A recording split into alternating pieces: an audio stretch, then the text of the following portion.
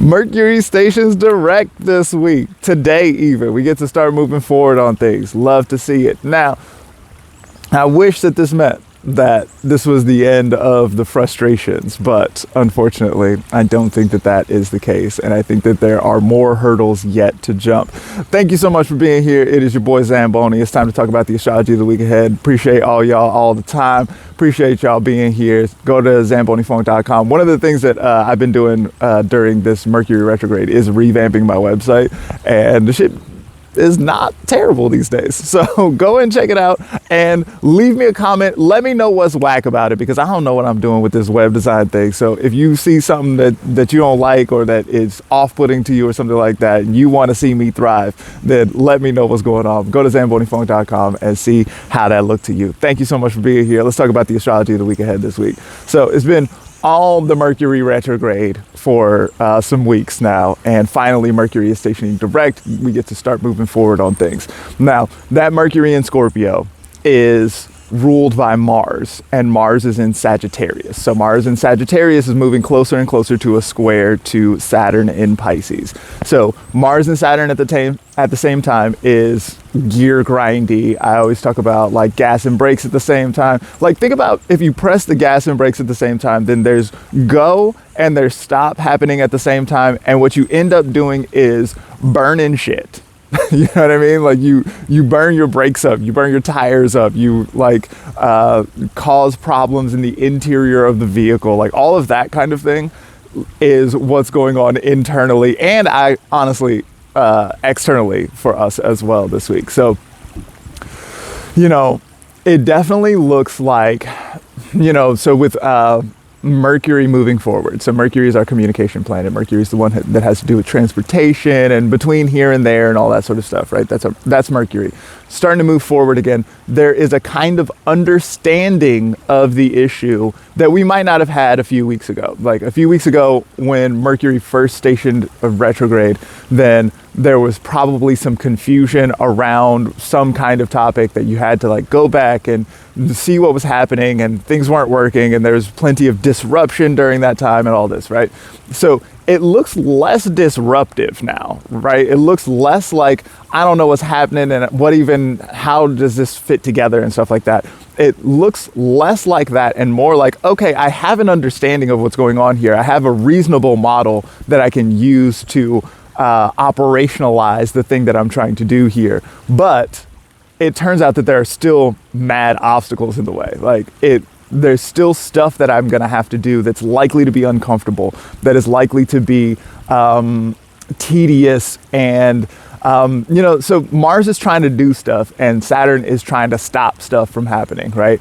And so at this point, we still are not past the square between these two. And so what's going to happen is Mars is going to get closer and closer and closer, and it's going to hit that square to Saturn, and then is going to get past that. So next week, once we start to get past that, then we might start to get this kind of like, I got over the hump situation, even though the sun still has to do it, and Venus still has to do it, and Mercury still has to do it. So we're still going to be feeling that square to Saturn in Pisces. But once Mars gets over the hump, then there's a certain sense of like, okay, well, we have moved past the initial obstacle, or the primary obstacle even, and we can start to get through it. But at this point, we are still climbing the hump. You know what I mean? In order to get over the hump, you gotta do the part on the front end. And so this is that part. This is the part where things are looking a little bit rough. Things don't necessarily look like they're fun. Like I was talking about, spent a bunch of time revamping the website. Like I did not get into this because I wanted to do website design. You know what I mean?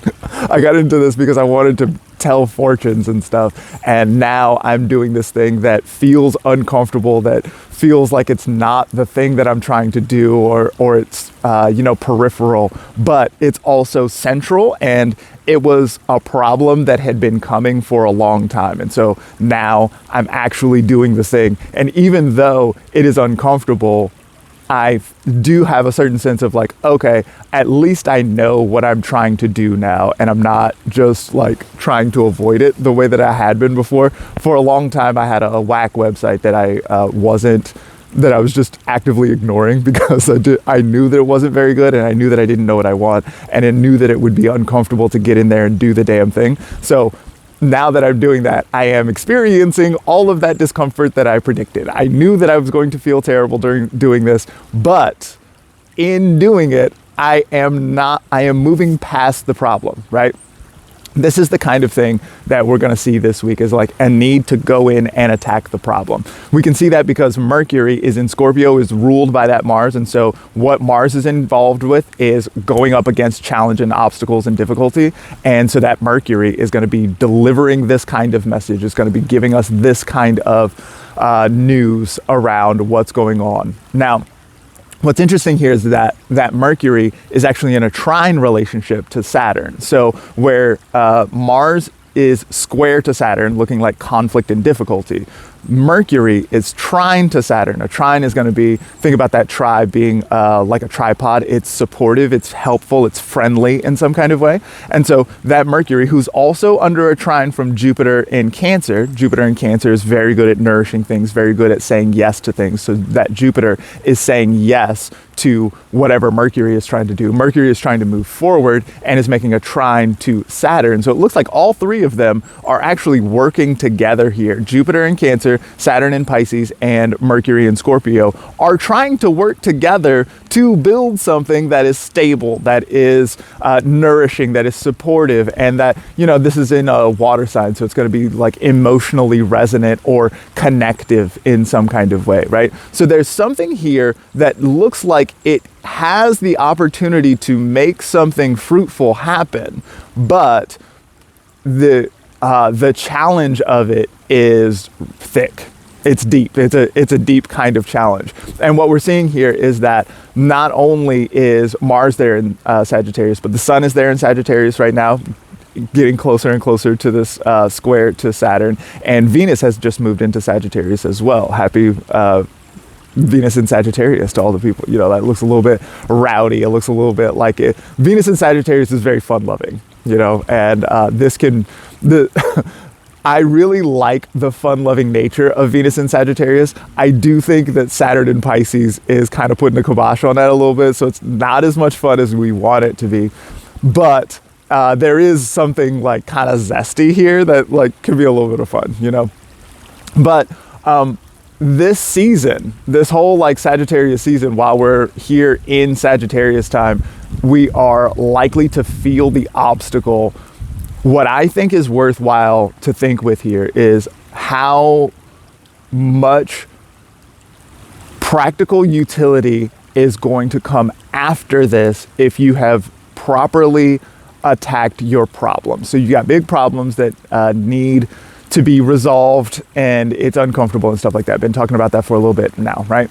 Then after we move past this, then we're going to get everybody in Capricorn. There's going to be a big pileup in Capricorn in the beginning of the year next year, right? And so once we get into the new year, we've got this big pileup in Capricorn. All of that is going to be opposite to Jupiter in Cancer. Jupiter is going to empower all of that Capricorn stuff. So where we're looking at Capricorn things, we're going to be thinking about like practicality and tangibility and making something real in the world and making something productive and useful and this kind of thing, right? Mars is exalted there in Capricorn. So this looks like the kind of thing that can absolutely do a good job, especially with ambitions, like creating something that is difficult and makes you feel good because you met the challenge. Capricorn loves that shit. So we're in a moment now of preparing for that. Sometimes you can't just get out there and run your race. You got to spend a bunch of time doing shit that you didn't think was necessarily even part of the race. You got to like